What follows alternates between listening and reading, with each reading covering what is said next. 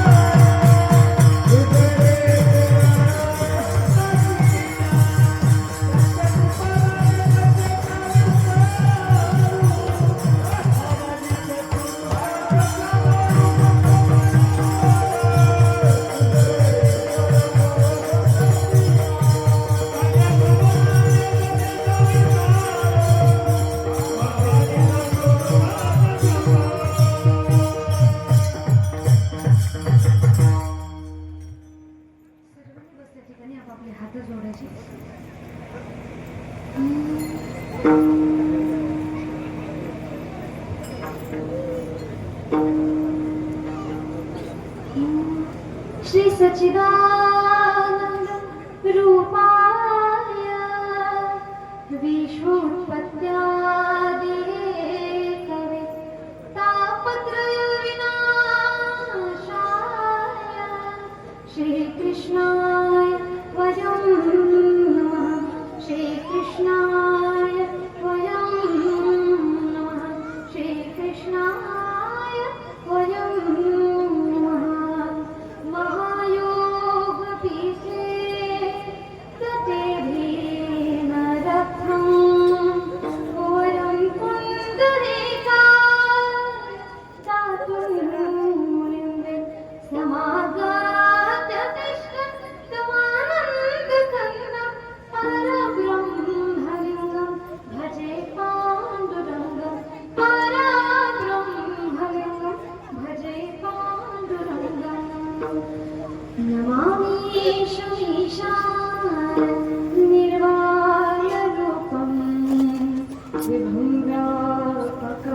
ब्रह्मवेदस्वरूपं निजं निर्गुणं निर्विकल्पं निरीहं चिदाकाशमाकार शिवसं भजेऽहं नमो ज्ञानेश्वराय।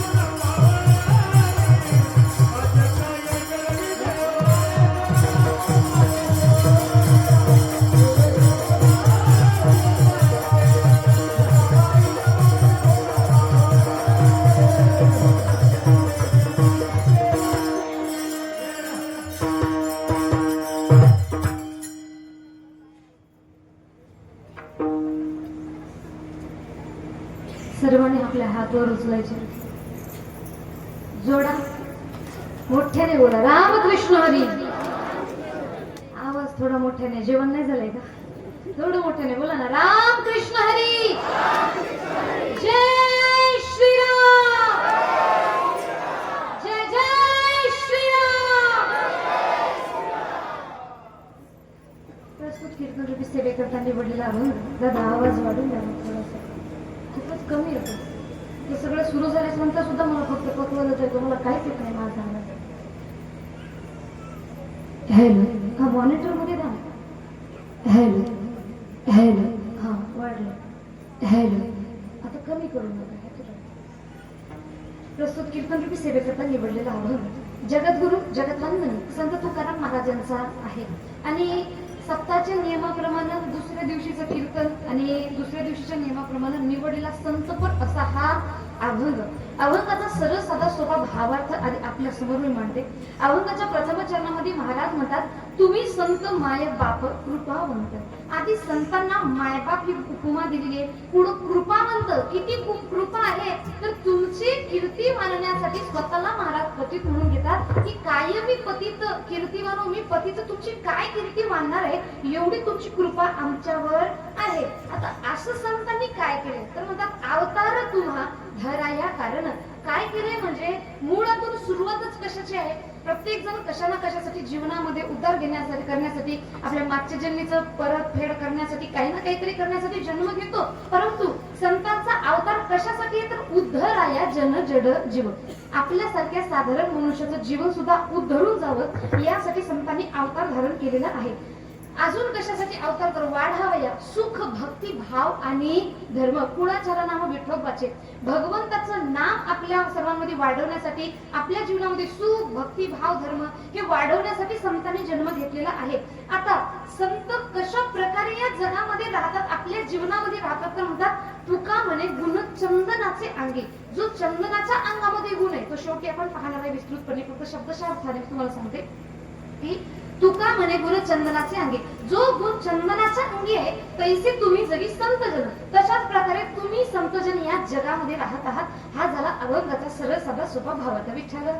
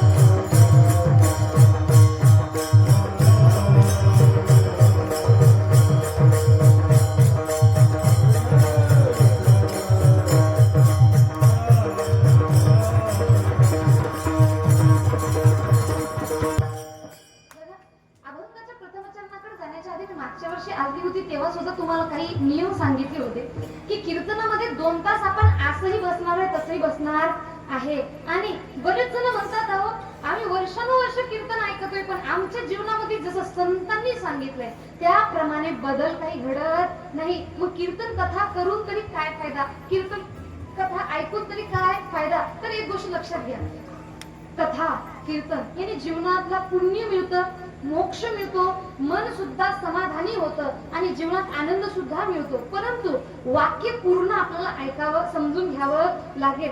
जसं अन्नानं पोट भरतं, सगळ्यांना बरोबर आहे. पोट कशानं भरतं आपलं? दगडानं भरतं का माय? बोला ना, कशानं भरतं? अन्नानं पोट भरतं. हा विषय ठीक आहे. आता गहू काय आहे? अन्नधान्यात आहे. आता ते गहू जर पूर्ण पोतच मी तुमच्या पुढे आणून ठेवलं, तुम्हाला म्हटलं भरा पोट, डायरेक्ट पोट भरणार आहे का? आपण डायरेक्ट गहू मुठच्या मुठ घेऊन खाणार आहे का? नाही. काय करावं लागेल? दळावं लागेल. कोणी आणतोय त्याला भिजवतोय, त्याचा पूर्ण भिजवायचं, त्याच्या चपात्या बनवायच्या, भाजी बनवायची, भाजी सोबत खावं सुद्धा लागतं. जेव्हा पोटात जातं तेव्हा अन्नानं पोट भरतं. हे वाक्य खरं होतं. म्हणजे अन्नानं पोट भरतं, पण त्या अन्नानं पोट भरवण्यासाठी सुद्धा एक प्रोसेस आहे. तसं शिक्षणानं जीवनाचा उद्धार होतो, भक्तीने जीवनाचा उद्धार होतो. पण रोज टाळ फुटत बसायचे आणि याच्या त्याच्या निंदा करत बसायचे, भगवंत पावणार का? नाही. भक्ती मनातून करावी लागेल. शिक्षण सुद्धा नुसतं वर्गानुवर्ग शिकायचे, नुसतं कॉप्या करून पास व्हायचे, अभ्यासात काहीही येत नाही. या शिक्षणाला महत्व आहे का? नाही.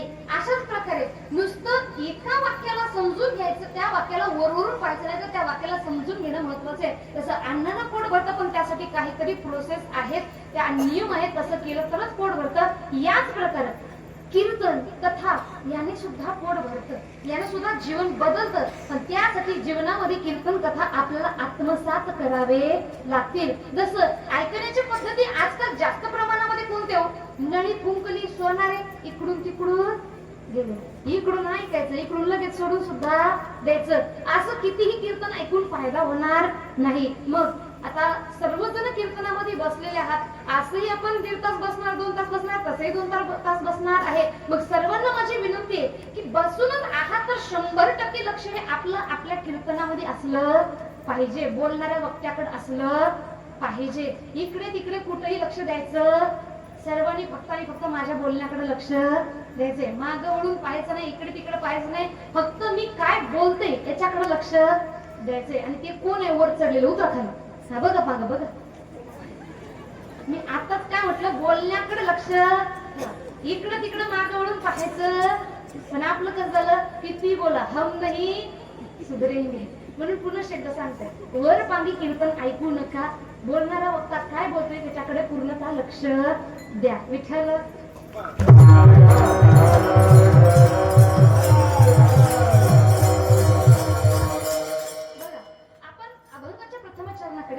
अभंगाच्या प्रथम चरणामध्ये महाराज म्हणतात, तुम्ही संत मायबाप. आधी मायबाप ही उपमा संतांना दिलेली आहे. तर प्रथम बघा, मायबाप म्हणजे कोण, या जगाचा एक नियम आहे, give respect and take respect. तुम्ही प्रेम द्या, आम्ही प्रेम देणार. तुम्ही जर अपमान केला तर समोरचा व्यक्ती आपल्याला कधीच सन्मान देऊ शकत नाही. पण प्रेम दिल्याच्या नंतर प्रेम देणं हा जगाचा नियम आहे. पण हा नियम पुन्हा पुढे लागू होत नाही. संत आणि दुसरे म्हणजे आपले आई आणि वडील. तुम्ही बघा, संत म्हणतात आईशी कळवळ्याची याती किंवा जाती तरी लाभाविना प्रीती. मायबाप म्हणजे कोण, कोणत्याही लाभाविना आपल्यावर प्रेम करणारे. महिला वर्ग मला सांगा, तुम्हाला 2 मुले, एक मुलगा दारू पिला आणि वाईट मार्गाला लागला, व्यसनाधीन झाला. दुसरा मुलगा चांगला नोकरीला लागला, चांगला पैसा कमवतोय, आपली चांगली इज्जत सुद्धा करतोय. मला सांगा, आपला जो चांगल्या मार्गाला तो आवडतो, जो वाईट मार्गाला गेला तो आवडत नाही, अशातला विषय का? अजिबात नाही. मुलं चांगल्या मार्गावर जाऊ किंवा वाईट मार्गावर जाऊ, दारू पिऊन रोज जरी डोळ्यात असेल तरी सुद्धा मायबाप एकदा त्या चांगल्याबद्दल विचार करणार नाही. पण जो वाईट मार्गावर गेला त्याच्यासाठी आई उपवास करल, नवस करल, देवा याच चांगलं कर. त्याचं तर बरोबरच आहे, पण माझ्या या मुलाला सुद्धा चांगली सद्बुद्धी मिळाली पाहिजे. म्हणजे एवढा द्वेष देऊन सुद्धा माता पिता वर्ग कधीच आपल्या मुलाचा द्वेष करत नाही, त्यांचा राग करत नाही. म्हणजे अशी कळवळ्याची कोणत्याही लाभाविना आपल्यावर प्रेम करणारे आपले आई आणि वडील आहेत. आता एवढं मोठं स्थान संतांना का दिलं, तर संत सुद्धा तसेच आहेत. बघा, जगाच्या पाठीवर संत तुकाराम महाराज झाले, ज्ञानोबाराय झाले, निवृत्तीनाथ झाले, या सर्व. आता ज्ञानोबाराय त्या 4ही भावंडांना एवढा त्रास या समाजाने दिला, पण तरी सुद्धा संतांनी, ज्ञानेश्वर महाराजांनी अभंग लिहिताना काय मागणी मागितली, मी काय करणार, तर या लोकांचं अमंगळ करणार होते का नाही. अवहाची संसार सुखाचा करीन, आनंदने भरीन ही लोक जाईन की या पंढरपुरा भेटेन माहेर आपोलिया. म्हणजे कितीही तुम्ही वाईट द्या, तुम्ही शिवी द्या, तुम्ही वाईट बोला, तुम्ही तिरस्कार करा, पण तरी सुद्धा जेव्हा पसायदान मागायची वेळ आली तेव्हा माऊली ज्ञानोबारांनी स्वतःसाठी काही मागितलं नाही. एवढा तिरस्कार या समाजाचा सहन केला, परंतु मागणी मागताना काय मागितली, जे खडांची व्यंकटी सांडो त्या सत्कार मिरती वाढो, भूता परस्परे जडो मैत्र जीवाचे. म्हणजे दुरितांचे तिमिर जाओ, विश्वस्व धर्म सूर्य पाहो. म्हणजे एवढा समाजाने वाईट परिस्थितीमध्ये ठेवले, एवढं वाईट केले, पण तरी सुद्धा त्यांच्याबद्दल वाईट विचार संतांनी आणलेले नाही. आणि म्हणून म्हणतात की संतांना एका मायबापाची उपमा दिलेली, तुम्ही संत माये बाप कृपावंत कायमी पतित कीर्तिवंत. आता महाराज म्हणतात, मी काय करते तुमची कीर्ती वाढणार आहे, अशी काय कीर्ती त्यांनी केली. तर बघा, संतांची कृपा ज्या व्यक्तीला लाभली त्या व्यक्तीचं जीवन क्षणामध्ये पलटून जातं, त्या व्यक्तीचं जीवन मध्ये आनंद यायला काही वेळ लागत नाही. बघा, एक दृष्टांत तुम्हाला सांगते. एक राजा होता, त्या राजाचं लग्न झालं.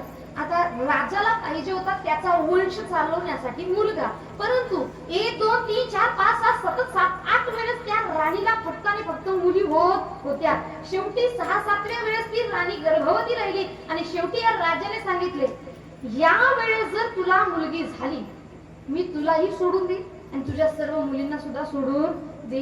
आता राणीला वाटले काय करावं, भगवंताची प्रार्थना केली, देवा यावेळेस तरी मला मुलगा हवा, परंतु याही वेळेस त्यांना मुलगीच झाली.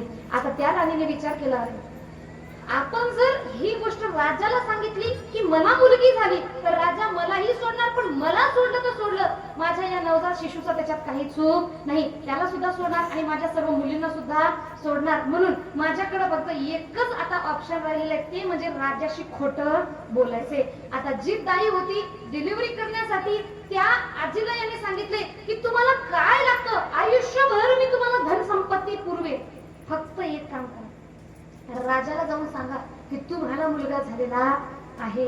आता ती महिला म्हणाली ठीक आहे, तिने जाऊन सांगितलं राजाला मुलगा झालेला आहे. तिने पुन्हा दुसऱ्या एक व्यक्तीला बोलवलं आणि त्या व्यक्तीला पैसे दिले आणि सांगायला जा, राजाला सांगा की 16 वर्षापर्यंत तुमच्या मुलाला फक्त आणि फक्त तुमची त्याची आई यांचा स्पर्श पाहिजे, दुसरं कुणाचाही नाही, नाहीतर तुमच्या मुलाच्या जीवाला धोका होईल. आता राजाला वाटलं 6, 7, 8 मुलींच्या नंतर एक मुलगा झाला, ठीक आहे, काही हरकत नाही. आता राजा आणि राणी दोघ जण आनंदाने राहू लागले. आता लग्नाचं वय झालं. राजा म्हणाले आता राजकुमारचं लग्न करावं लागतं, पण राजाला माहित नाही की राजकुमार नसून राजकुमारी आहे. आता महाराणीला वाटलं आतापर्यंत आपलं खोटं लपवून गेलं, परंतु एकदा जर का लग्न झालं आपलं बोललेलं खोटं लपवून जाणार नाही आणि नवे नवे राजा माझ्यासोबत माझ्या सर्व मुलींना सुद्धा शिक्षा करणार, कारण मी त्यांना खूप खोटं बोललेली आहे. तेव्हा काय करावं काही सुचत नाही. सोयरीक झाली, लग्न ठरलं, लग्नाचा दिवस आला, लग्न झालं. आता लग्न झाल्याच्या नंतर जी राजकुमारी होती, जी मुलगा असल्याचं नाटक करत होती, तिला वाटलं आता जो भेद आहे तो ओपन होणार आहे, तो खुलणार आहे की मी मुलगा नसून मुलगी आहे. मग या सर्व प्रजेच्या तिरस्काराने मरण्यापेक्षा आणि माझ्या वडिलांनी माझा जीव घेण्यापेक्षा मी स्वतःच आत्महत्या करतो आणि माझा जीव देऊन टाकणार. जंगलमध्ये गेले. जसे जंगलमध्ये गेले त्यांनी एक फाशी घेतली लटकण्यासाठी. आता गळ्यामध्ये टाकली, परंतु एवढ्यामध्ये त्यांच्या कानामध्ये एक स्वर पडले. कोणते? जय जय विठ्ठल, जय हरी विठ्ठल, जय जय विठ्ठल, जय जय विठ्ठल, जय हरी विठ्ठल, जय जय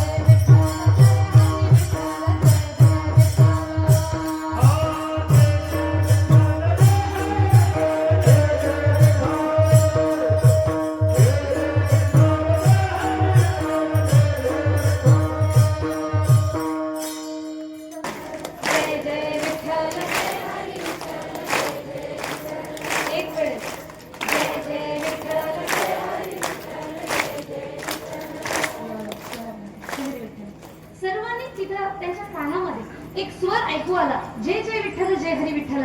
आणि त्या राजकुमारीला वाटलं मरून मरतोय, संतांचा आशीर्वाद घेऊन तरी मरावं, म्हणजे जीवन तरी सार्थक झालं पाहिजे. फाशी सोडली. जशी फाशी सोडली, समोरून संतांची पालखी पाहिली आणि संतांच्या चरणामध्ये डोकं ठेवलं. संतांनी सांगितले, हे पुत्रा आयुष्यमान भव. आता आयुष्यमान भव म्हटल्याच्या नंतर उठली मुलगी राजकुमारी आणि राजकुमारी सांगितले, संतांचं बोलणं खरं असते हे मी ऐकलंय, पण मला माफ करा, यावेळेस तुमचं बोलणं खोटंय. कसं? पहिला विषय, तुम्ही म्हटले हे पुत्रा, मी पुत्रा नाही पुत्री, फक्त बाहेर रंग पुत्राचं आहे, मी मुलगी आहे, मुलगा नाही. पुढे त्यांनी सांगितले, दुसरं जे तुम्ही म्हणताय आयुष्यमान भव, हे साईडला बघा, त्याची फाशीचा फंग आहे, हा लटकण्यासाठी ठेवलाय, श्वासाठी नाही. फक्त एकदा कानी माझे तुमचे स्वर पडले आणि मरता क्षणी मला संतांचं दर्शन व्हावं, यासाठी मी तुमच्यापर्यंत आलेलो आहो. तेव्हा संतांनी सांगितले की जीवनामध्ये किती जरी अडचणी आल्या तरी आत्महत्या हा त्याच्यावरचा काहीही उपाय नाही. परंतु संतांच्या खऱ्या संतांच्या सानिध्यामध्ये आले आणि सगळं आता मरणार म्हणून सगळं जीवन सोडून फक्त आणि फक्त संतांचा आशीर्वाद घ्यायचा म्हणून संतांच्या चरणामध्ये तुम्ही वंदन केले आणि म्हणून तुम्हाला आशीर्वाद दिलाय. कोणता? आयुष्यमान भव हो, जी ही निमिष मात्र देह पाहिजे.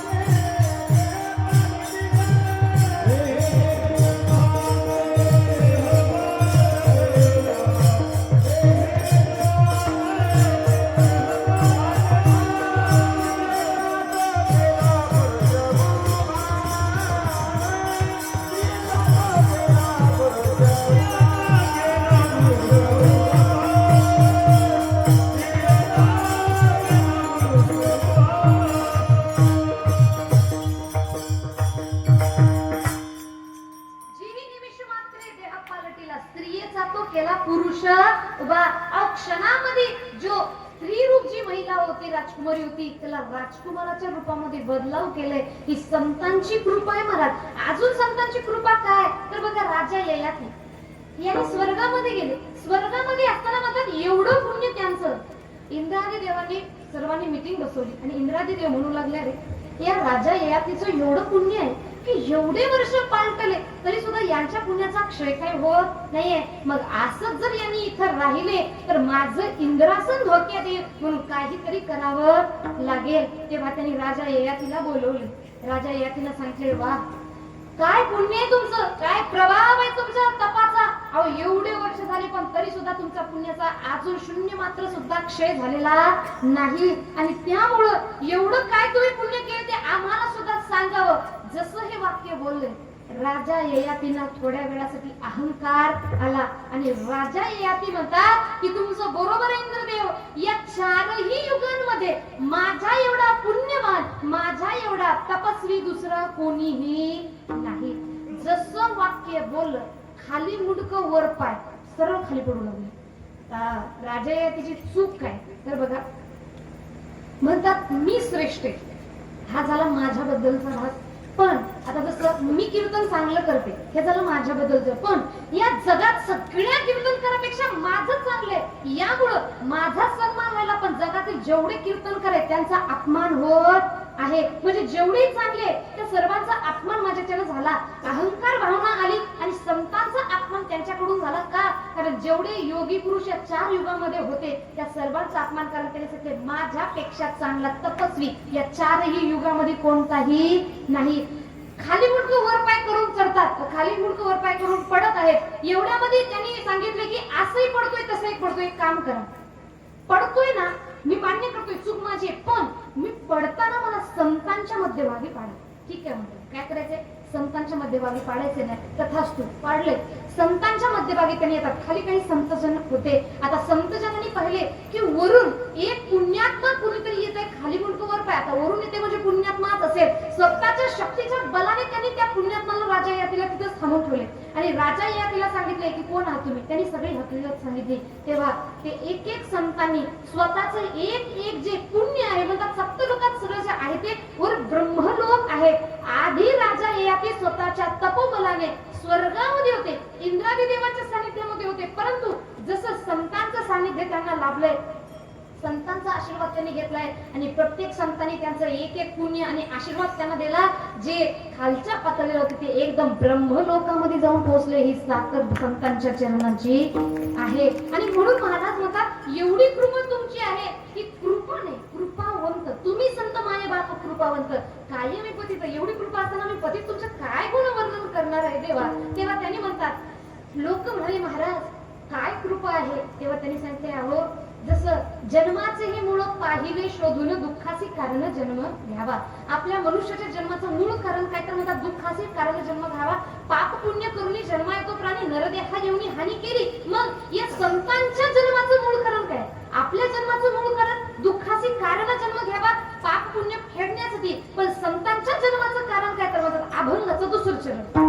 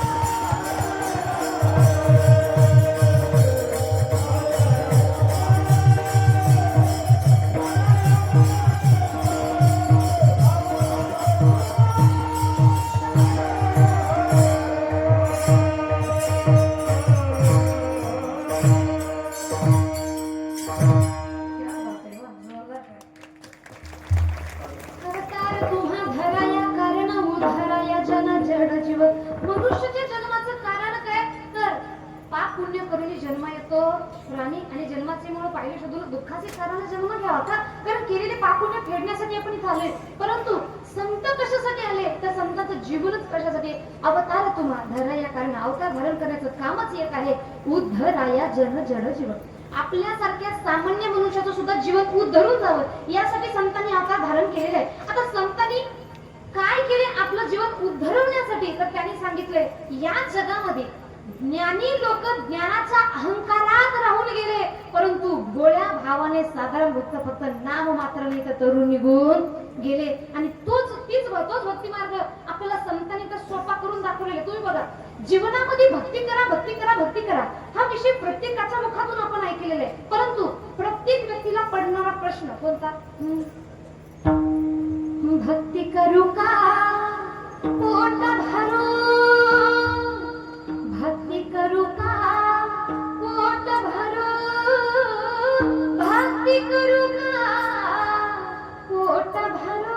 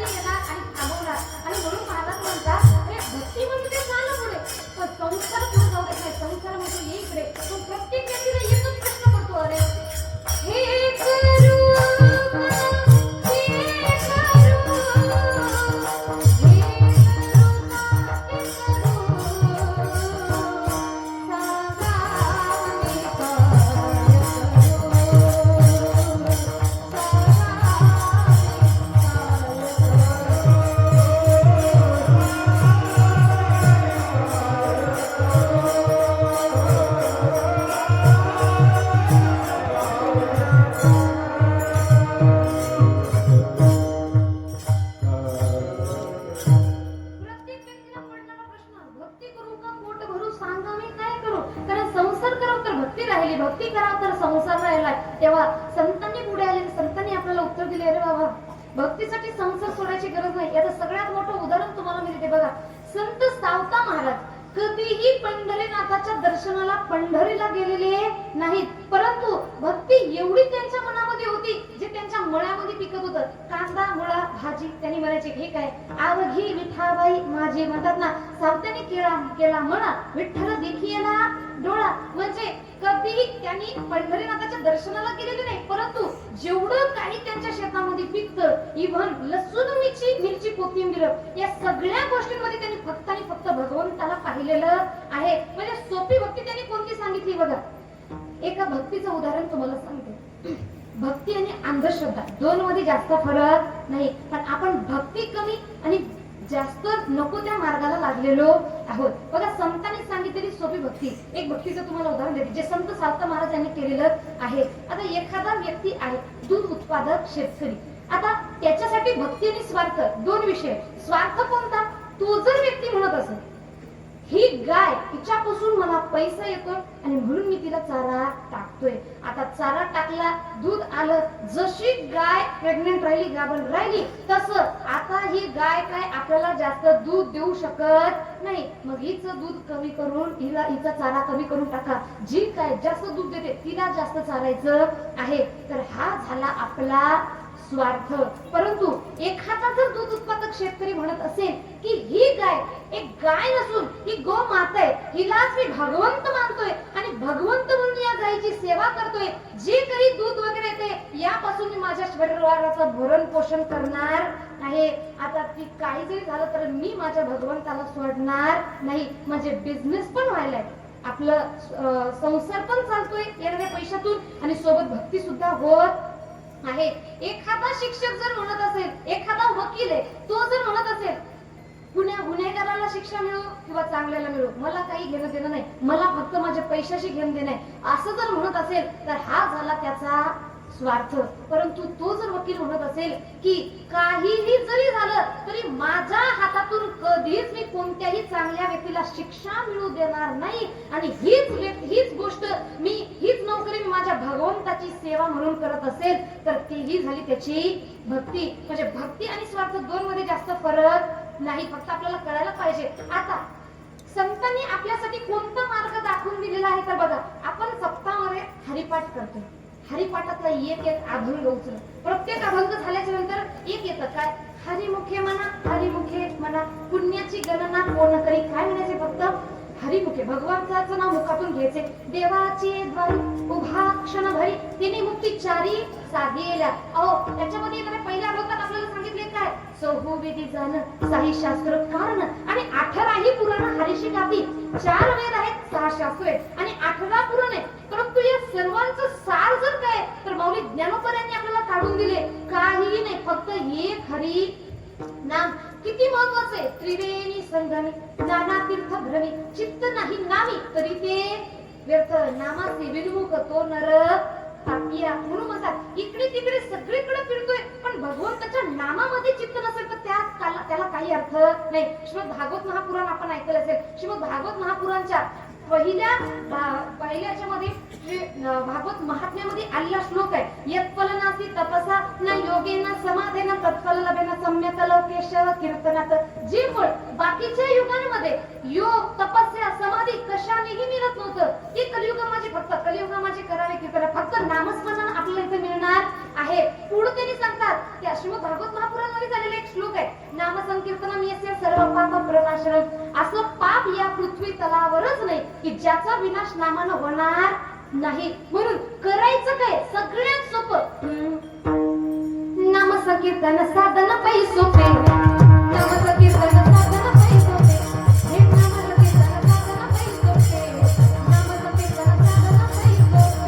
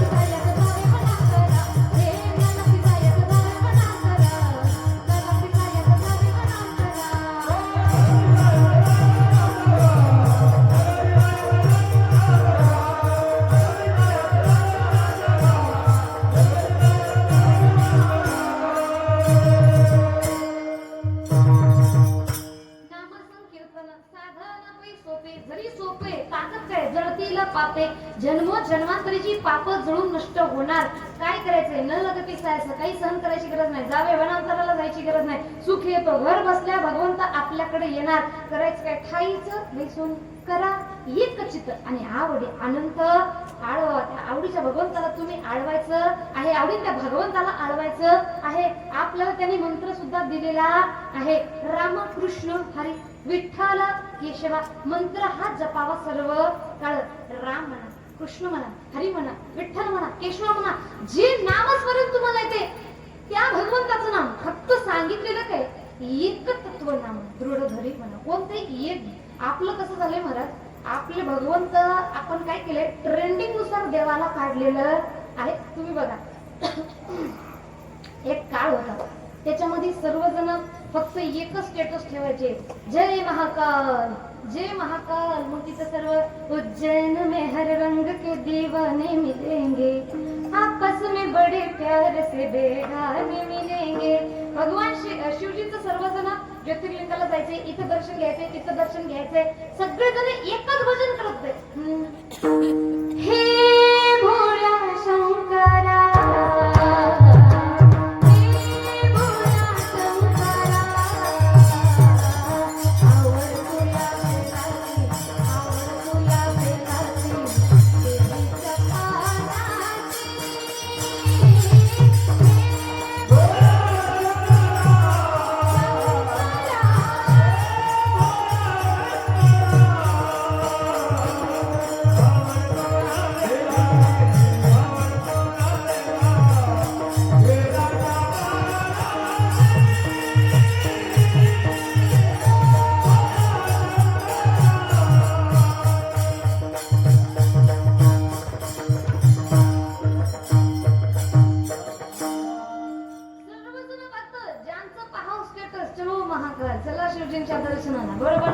नंतर मध्यस्थी थोडस ट्रेंड बदललं.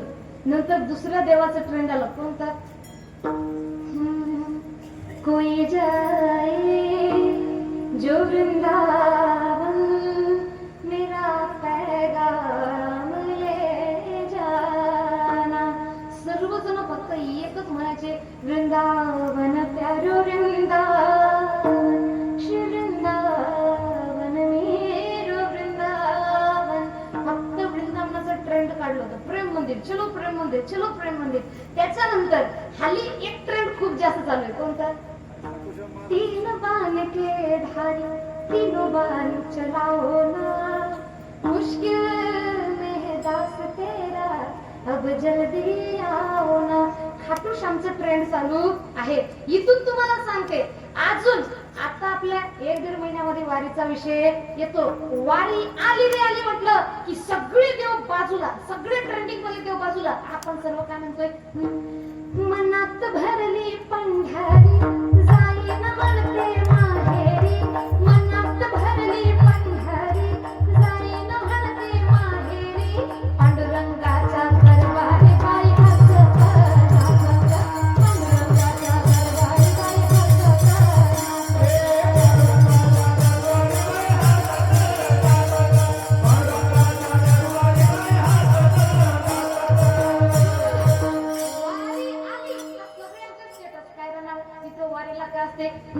दिंड्या पालख्यांचा रम्य सोहळा, साधू संत वारकरी होती गोळा, गर्दी ही घाणदार सापडे ना होवा, गर्दी ही घाणदार सापडे ना होवा, कार्तिकीला आणि आषाढीला चला जाऊ चला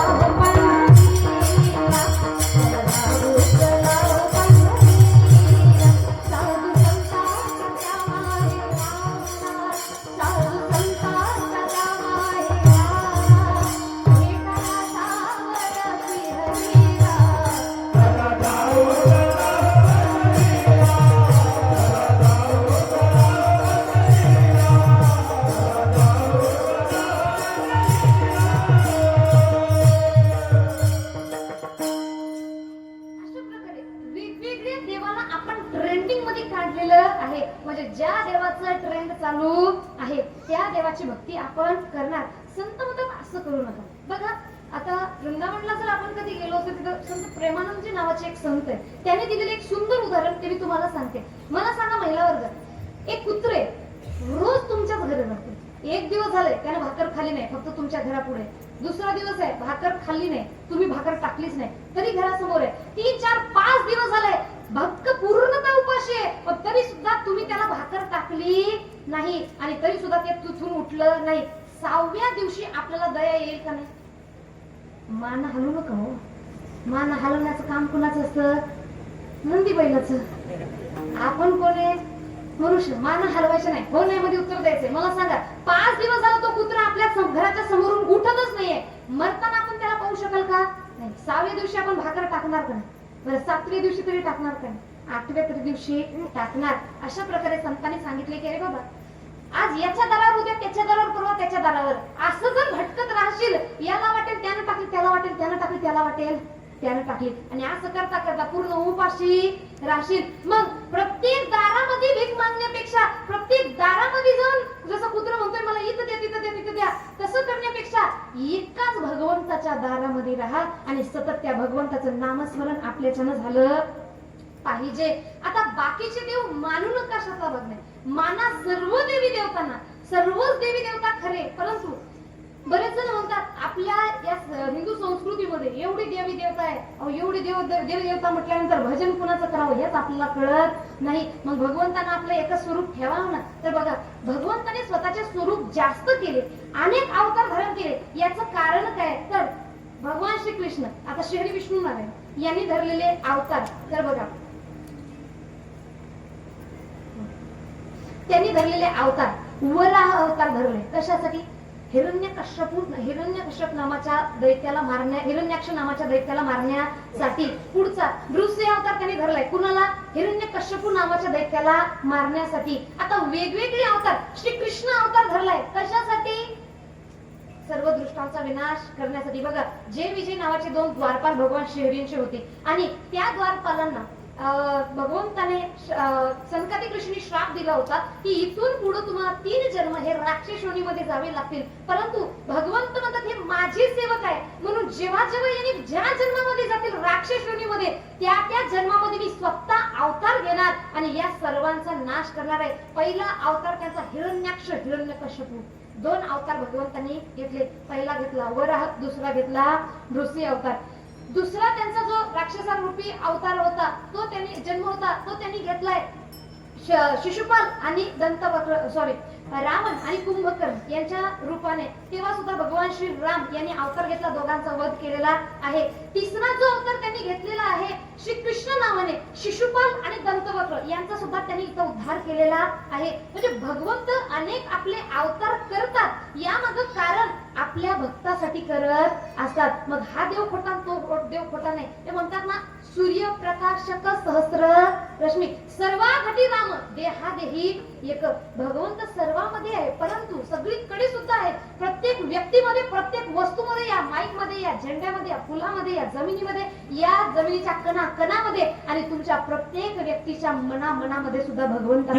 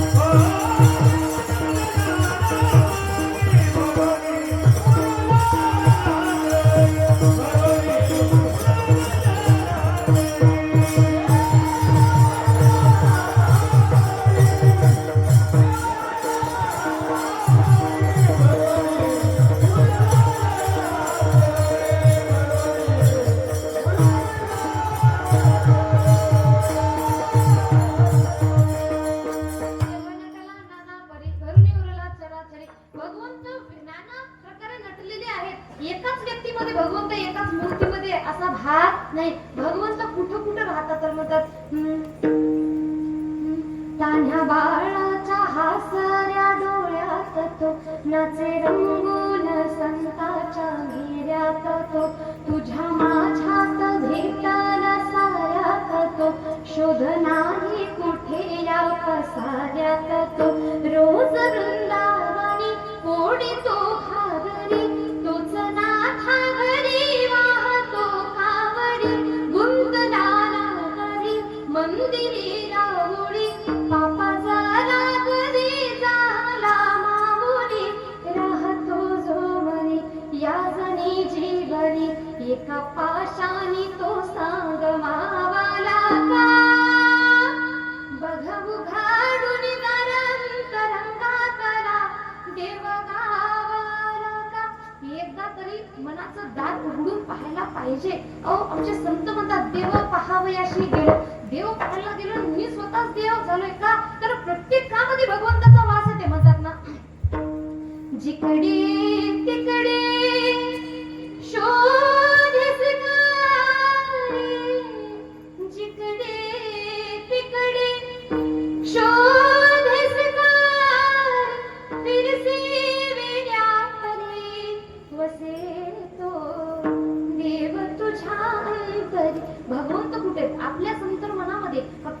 शोध घ्यायला पाहिजे. आणि म्हणून संत म्हणतात सगळीकडे भगवंत आहे. सर्वागटी रामा देहादेही एक सूर्यप्रकाशक सहस्र रश्मी. सूर्याची किरण बघा, आमच्या तालुक्यात वेगळे, तुमच्या तालुक्यात वेगळे, समोरच्या जिल्ह्यात वेगळे, बाहेर देशात वेगळे, आपल्या देशात वेगळे, परंतु येण्याचं जे सोर्स आहे, जे स्रोत आहे, ते एकच सूर्यापासून सर्व किरण येत असतात. अशा प्रकारे भगवंताचे अवतार नाना प्रकारे, परंतु भगवंत हे एकच. आणि म्हणून सगळेजण एकच आहेत. म्हणून चला फक्त भक्ती करताना कोणत्याही एका देवाचं नाम सतत आपल्या मनामध्ये जपत राहायचंय. आणि मनामध्ये सतत जर भगवंताचं नाम राहिलं तर संत काय म्हणतात बघा, संतांनी सांगितलेली ही भक्ती उद्धराया जन जड जीव. आणि आपण करतो ती भक्ती कोणती? महिला वर्ग. मला सांगा, आता जे व्यासपीठ आहे, कल्पना करा त्या व्यासपीठाच्या ठिकाणी देव आहे, भगवंताची मूर्ती किंवा सद्गुरु जयपाल स्वामी यांची मूर्ती. आता तुम्हाला दर्शना करता जायचं आहे, पण तुमच्या पायात चप्पल आहे 2000ची. कितीची? थोडं मोठ्यानं बोला माय. सर्वांचे हात वर करा बरं. बोला, श्री संत गोडप्पा स्वामी की. बघा आता सर्वांनी लक्ष द्यायचे, तिथं मूर्ती आहे, तुम्हाला भगवंताच्या दर्शनाकरता यायचंय.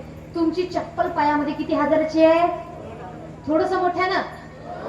आता किती महागडी चप्पल म्हटलं तरी मंदिरात घेऊन जाता येईल का? ती कुठे ठेवावं लागेल? गेटच्या बाजूला. कल्पना करा, गेट म्हणजे जी एलईडी लावून आहेत ना, तिथं गेट आहे आणि मूर्ती इथे आहे, म्हणजे चप्पल कुठे ठेवायला गेल? त्या एलईडीच्या बाजूला. आता कल्पना करा, तुम्ही तिथं चप्पल ठेवली, तुम्ही दर्शना करता आले, फक्त इमानदारीने मला उत्तर द्या, तुम्हाला तुमच्या चप्पलची शपथ आहे म्हणून मला इमानदारीने उत्तर द्या, आपलं लक्ष हे भगवंतामध्ये राहील का 2000ची चप्पल कोणी चोरून नेते का काय याच्यामध्ये राहील? चप्पल मध्ये काय? मग संत म्हणतात, ही का भक्ती खरी, ही का भक्ती खरी, पळते मन बाहेरी, ही का भक्ती खरी, पळते मन बाहेरी.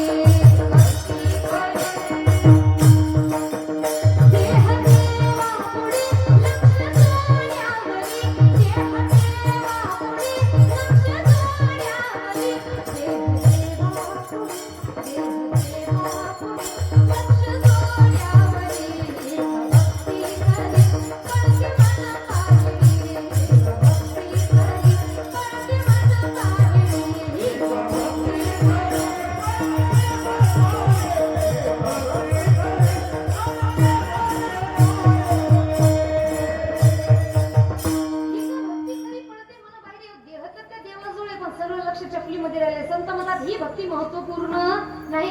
आपण कुठे ही गोष्ट मॅटर करत नाही, आपलं मन कुठे ही गोष्ट महत्वपूर्ण आहे. म्हणून अशा प्रकारे संत म्हणतात सगळ्यात सोपं आपल्याला उद्धराया जन जड जीव, आपलं जीवन उद्धरून जावं यासाठी त्यांनी काय केलंय?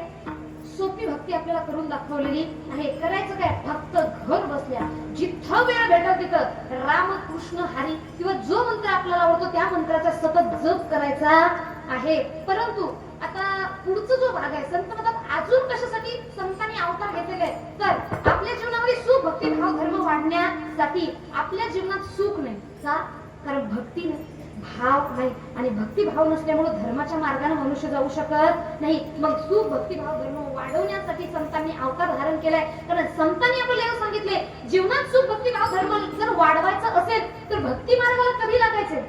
आता सर्वजण म्हणतात, जर संतांनी सांगतो तुम्हाशी भजन विठ्ठला नाही तरी गेला जन्मया. लोक म्हणाले आम्ही भजणार, पण संत म्हणतात अहो भजणार हा विषय जरी खरा असेल तरी कधी भजावं कळणं महत्वाचं आहे. आता आपल्याला कळाले नामस्मरण करायचे, पण कधीपासून करायचं हे सुद्धा कळणं महत्वाचं ना. बघा, ऐकताना तुम्हाला वाईट वाटेल, सांगताना मला वाईट वाटेल, पण हल्लीच्या काळाची खरी परिस्थिती तुम्हाला सांगते.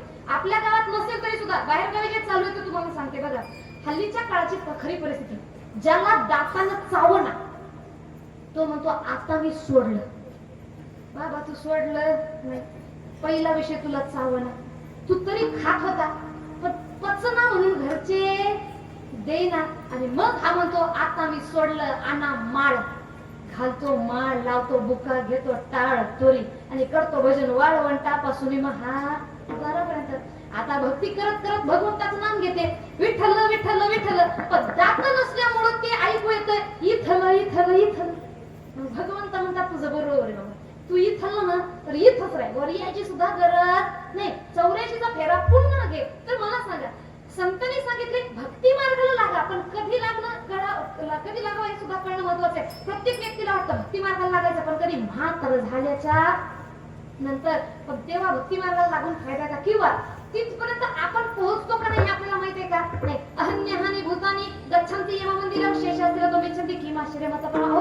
मनुष्य रोज कुणाला ना कुणाला तरी यम सदनी जाताना पाहतो, पण इथं असा राहतो जणू काही आपला मृत्यू कधीच येणारा नाही. म्हणून संत म्हणतात, उठा साधू संत साधा फुलेही जाईल हारणार देह मग कैसा भगवंत. हा नरदेह गेल्याच्या नंतर काही फायदा होणार नाही. आणि म्हणून नको नको रे मना गुंतू मायाचा, कालाला जवळी कालाला जवळी रासावया. नको नको रे मना गुंतू मायाचा रे म्हणा. इथं जास्त मायाचा गुंतत बसू नको. काळाची निवडी पडेल जेव्हा तेव्हा सोडायला कुणी येणार नाही. आणि आता गुंतू नको, मायाजाळ गुंतू नको, याचा अर्थ सगळं सोडून संन्यास घ्या असं झालंय का? अजिबात नाही. बघा, संतांच्या अभंगाचा खरा अर्थ आतापर्यंत लोकांना कळालेला नाही, कारण लोक उचलली जीभ लावली टाळ्याला. बस हल्लीचं युग तर हेच चालू आहे. बघा, एक संतांचा अभंग कोणता, नाही कुणाचे कुणी तुझे नव्हे रे कोणी, अंतिला जाशी एकला प्राण्या माझे माझे म्हणून. आता बरेच जण हे जर भजन म्हटलं तर बरेच जण म्हणतात आजकाल कीर्तनकार काही त्यांच्या मनाने लावाले. पहिला विषय बाबा संतांनी रचलेला आहे. दुसरा विषय, नाही कुणाची कुणी म्हणजे तो कोणीच कुणाच नाही, अशातला भाग नाही. सर्वांना सोडा, अशातला भाग नाही. संत म्हणतात अंतिला जाशी एकला प्राण्या माझे माझे म्हणून. इथं किती जरी माझं माझं म्हटलं तरी अंत्यकाळामध्ये सोबतीला कोणी येणार नाही. मग इथं संसार सोडायचा भाग नाही, संसारच आहे. संसारी असावे आसवानी नसावे, भजन करावे वेळोवेळा, कारण शेवटच्या काळाला फक्त आणि फक्त ते भगवंत सोबत येणार आहे. आणि म्हणून भगवंताचं नाम घेत घेत या संसार रूपी माया जालामध्ये तुला चालायचं आहे. आणि नाही ऐकलं तर संत नाही कुणाचे कुणी, वर सोबत कुणी येणार नाही, आपलं आपल्याला एकट्याला जावं लागेल. म्हणून राहा सर्वांमध्ये, संसारातही राहा, संसार सोडायचा विषय नाही. आता संसारामध्ये बघा सगळ्यात महत्वाचा विषय कोणता येतो संसार म्हटला तर, संसाराचा गाडा पुढे ढकलायचा म्हटलं तर हल्लीच्या काळामध्ये सगळ्यात महत्वपूर्ण गोष्ट म्हणजे ये पैसा बोलत आहे. पैशाशिवाय संसार पुढे चालत नाही. मग कुणी ज्ञान द्या, कुणी कीर्तन करा, कुणी किती भाषण द्या, हल्लीच्या काळामध्ये पैसा दिल्याशिवाय संसार पुढे ढकलत नाही. मग संतांनी कमवू नको सांगितले का? संत म्हणतात कमवा, पण जोडून या धन उत्तम व्यवहार, चांगल्या मार्गाने कमवा, चांगल्या ठिकाणी खर्च सुद्धा करता आला पाहिजे. कमावण्याचा मार्ग इमानदारीचा असावा, बेईमानीचा नको. का? कारण लोकांचं लुबाडून खाणाऱ्याचं कधीच पोट भरत नाही, आणि आयुष्यात वाटून आणि इमानदारीनं खाणाऱ्याचं कधीच पोट रिकामं राहत नाही. म्हणून कमवा, चांगल्या मार्गाने कमवा, चांगल्या ठिकाणी धर्माच्या ठिकाणी असा खर्च सुद्धा करता आला पाहिजे. जसं आपण तर सर्वजण संसारामध्ये आहे, पण प्रत्येकाने इथं श्री सद्गुरु घाडेप्पा स्वामी यांच्या सुंदरशा सप्ताहाच्या याच्यासाठी फुल नाही फुलाची पाकळी प्रत्येकाने इथं काही ना काहीतरी दान दिलेलं आहे. महत्वाचं म्हणजे आपणच नाही तर मला कार्यकर्त्यांकडून सूचना आलेली आहे की श्री सद्गुरु श्री घाडेप्पा स्वामी संजीवनी समाधी सोहळा आरंभ निजाम राजवटीत इसवी सन 1876 रोजी आरंभ झाला आणि अखंड हरिनाम सप्ताहासाठी निजाम राजवटीनं निजाम सरकारतर्फे त्या काळात 12 आणे रुपयाची मदत केली होती. आता या म्हणजे प्रत्येकाने जसं त्यांनी सुद्धा केलेली आहे आणि आपण सुद्धा करत आहे. मग कमावू नका अशातला भाग नाही, कमवा, पण कमाईचा थोडा तरी भाग समाज कार्यासाठी लागला पाहिजे. आणि एखादा जर व्यक्ती म्हणत असेल मी लावत नाही, मी फक्त माझ्यासाठी ठेवणार, त्यासाठी संत म्हणतात येताना घेऊन आलास काय, जाताना घेऊन जाशील काय, नको अभिमान करू भला मानसा, नको अभिमान करू भला मानसा.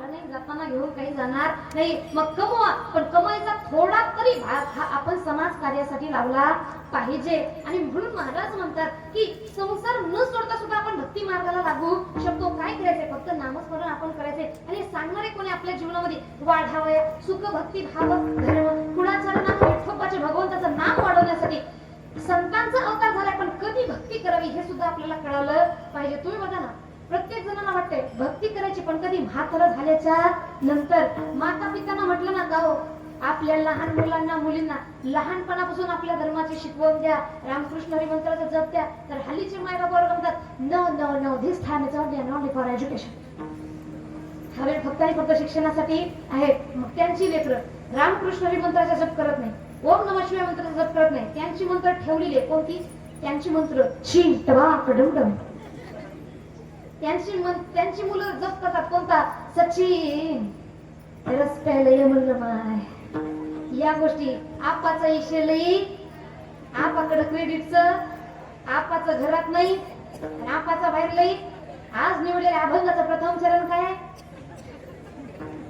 नको त्या गोष्टी मुलांना शिकवतोय, पाहिजे त्या गोष्टी कधी शिकवणार नाही. आपलं काम कसं झालंय? एक गीत आहे ना, ते म्हणतात काम है बुरे बुरे और तुम स्वर्ग जाने की बात करते हो, पेड़ लगाया बबुल का हार तुम आम खाने की बात करते हो.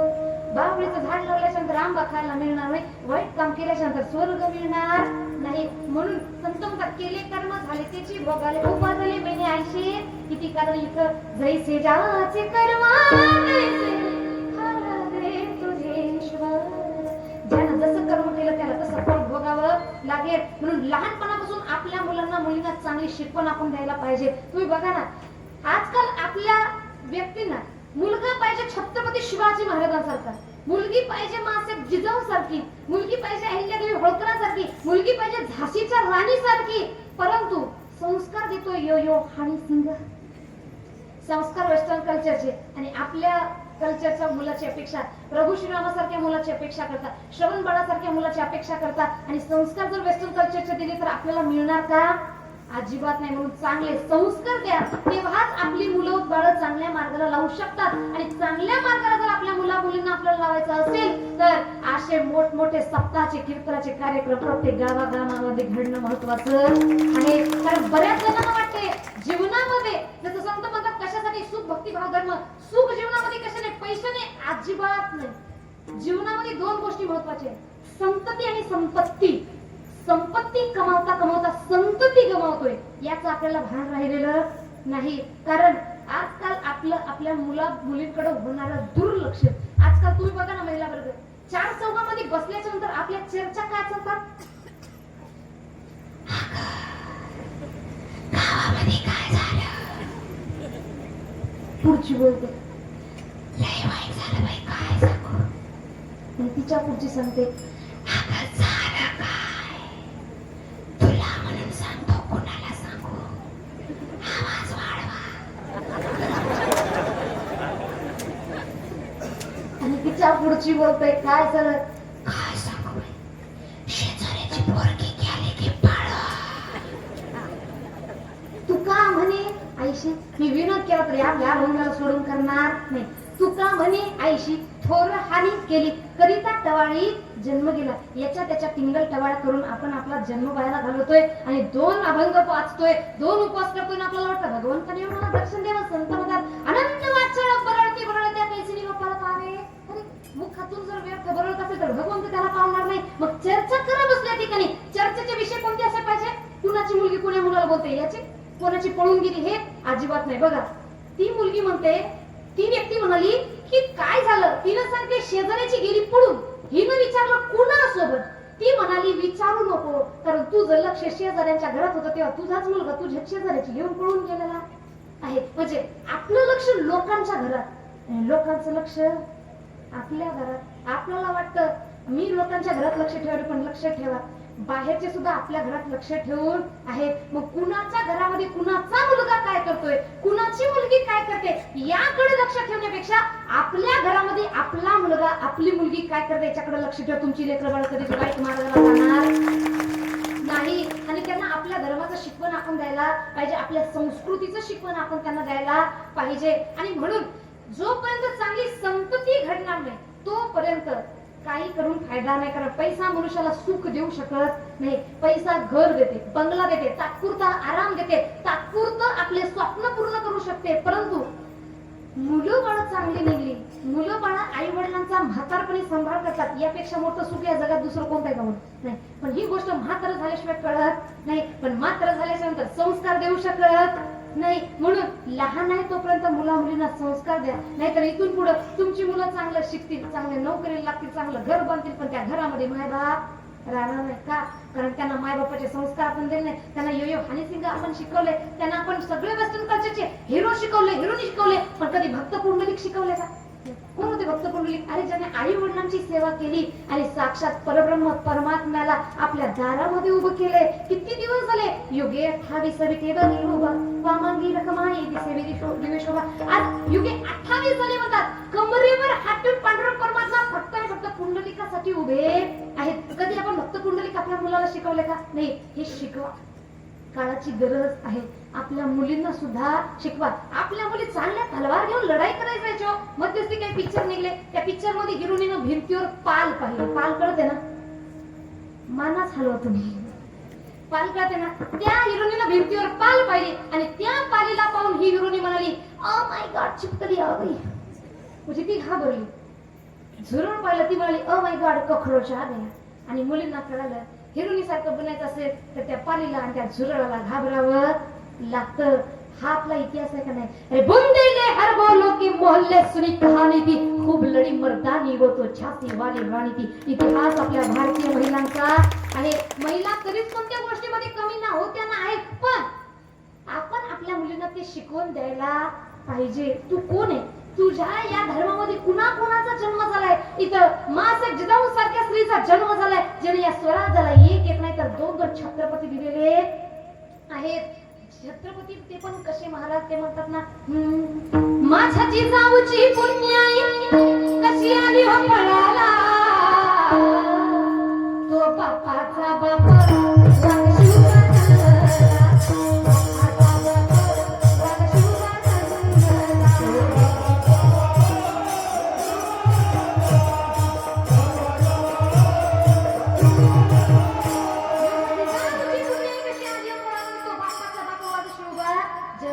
महत्वाचा विषय महाराज. तुम्ही बघा ना, आपल्या भारत देशामध्ये हल्लीचं वातावरण काय चालू आहे, जे बघा ऐकताना तुम्हाला थोडं वाईट वाटेल, पण पटलं तर घ्या, नाही पटलं तर माझं मला परत द्या. तुम्ही बघा, छत्रपती शिवाजी महाराजांनी फक्त एका जातीसाठी स्वराज्य निर्माण केले का? नाही. 18 पकड जाती नाही एकत्रित घेतले. परंतु महाराजांचं नाव कीर्तनात आलं की बाकीचे म्हणतात महाराजांचं नाव कीर्तनात कशाला पाहिजे? अरे आज देवळातला देव शिल्लक आहे याचं कारण छत्रपती शिवाजी महाराज आहेत. मग त्यांचं नाव कीर्तनामध्ये का नको? आता बघा, पुण्यश्लोक अहिल्यादेवी होळकर यांनी 12 ज्योतिर्लिंगाचा जीर्णोद्धार केलेला आहे. मग त्या ज्योतिर्लिंगाचा जीर्णोद्धार फक्त त्यांच्या एका जातीसाठी केलाय का? त्यांनी शेतकऱ्यांसाठी काम केले, त्यांच्या एका जातीसाठी केले का? नाही. डॉक्टर बाबासाहेब आंबेडकर यांनी संविधान लिहिले, एका जातीसाठी लिहिलंय का? नाही. महात्मा फुले यांनी मुलींसाठी शाळा काढली, फक्त एका जातीच्या मुलींसाठी काढली का? नाही. करणाऱ्यांनी कार्य कधीच स्वतःसाठी स्वतःच्या जातीसाठी केलं नाही, पण आपण घेणाऱ्याने प्रत्येकाने एका एकाला वाटून घेतलेलं आहे. म्हणून सर्व आपल्या मुला मुलींना आपण शिकवून दिलं पाहिजे, बाबा तू याला जेवढं मानतो तेवढं त्याला मान, तेवढं त्याला मान. का? कारण त्या सर्वांनी कार्य हे समाजासाठी केलेलं आहे, एका एका व्यक्तीने स्वतःसाठी कार्य केलेलं नाही. आणि म्हणून अशा प्रकारे हे संस्कार जोपर्यंत आपण आपल्या मुलाबाळांना देणार नाही तोपर्यंत आपल्या जीवनामध्ये चांगलं घडणार नाही. आणि हे संस्कार कुठून येतात? गीता भागवत हे श्रवण केल्याच्या नंतर. आणि म्हणून महाराज म्हणतात हे श्रवण केल्याच्या नंतर मनात नामस्मरण होतं आणि नामस्मरण झाल्याच्या नंतर जीवनामध्ये भक्तिभाव धर्म हे वाढवू शकतो. म्हणून संतांनी कशासाठी जन्म घेतलाय? आपल्या जीवनामध्ये वाढवया सुख भक्ती भाव धर्म कुळाचार नामा विठोबाचं भगवंताचं नाम वाढण्यासाठी संतांनी तर आपला अवतार धारण केलेला आहे. बघा, मला थोडं यायला उशीर झाला होता, याचं कारण म्हणजे सुरुवातीला मॅपनं आमचा थोडा रस्ता चुकवला. त्यातल्या त्यात आम्ही पुन्हा रिटर्न त्याच रोडला आलो जिथून चुकलो तिथं एक गाडीवाले भेटले. त्यांनी सांगितले ताई इकडून रस्ता फार खराब आहे, तुम्ही काय करा पुन्हा तिकडच जा. पुन्हा इकडे आलोय. गावामध्ये आल्याच्या नंतर सुद्धा इथं त्या समोरच्या पलीकडल्या गेटला आम्ही गेलो. तिथं गाडी लागत नाही. त्यांनी सांगितले पब्लिक राहते. गाडी रिव्हर्स घ्यायला लागली. तिथंही वेळ गेला. त्यामुळं आमचं काही जेवण झालेलं नाही. मग आता मला लागली भूक. 9 ते 11 आपल्या कीर्तनाचा वेळ आहे. पण आपल्या भागामध्ये एक पद्धत आहे, 2-2 चाली घ्यायच्या असतात. आमच्या इकडे एक चाल घेतात सगळीकडे. तर तुमचा पद्धत आहे ठीक आहे, पण माझी विनंती आहे सर्व गायनाचार्यांना चाल थोडीशी आटपती घ्यायची आणि दोन्ही चाली घ्यायची. एकदा सर्वांनी म्हणून भजन करायचे. हातवर विठोबा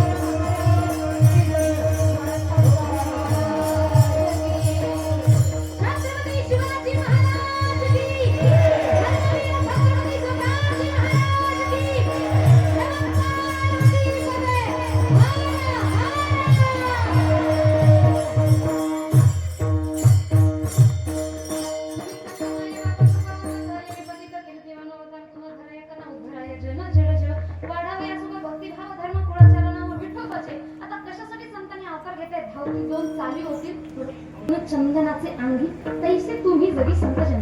चंदनाच्या अंगामध्ये कोणते गुण आहे? पहिला विषय थंडावा. दुसरा विषय थोडा जरी कुणाच्या सहवासामध्ये राहिला ना महाराज, आपला सुगंध त्याच्यासोबत दरवळत राहतो. म्हणून अशाच प्रकारे जो संतांच्या संगतीमध्ये थोडा वेळ राहतो, संतांच्या सहवाचा सुगंध हा त्याच्या समोर दरवळत राहतो. आणि संत शांत तो संत, आणि तेच गुण आपल्यामध्ये सुद्धा येत असतात. मग संत कशा प्रकारे जीवनात राहतात? तर चंदनासारखे राहतात. हा झाला अभंगाचा पूर्णतः भावार्थ. हा जो काही यापेक्षा वेगळा असं मी म्हणत नाही, कारण जसं भगवंताने मला बुद्धी दिली त्याप्रमाणे समाज जागृतीपर विषय धरून आपल्या समोर अभंग सोडवण्याचा प्रयत्न केलेला आहे. बोलण्यातून कुणाला जर काही वाईट वाटलं असेल, बोलली लेकुरे वेडी वाकुडी उत्तरे करा, क्षमा अपराध मारा तुम्ही. बऱ्याच जणांना वाटत असेल ईश्वर माऊली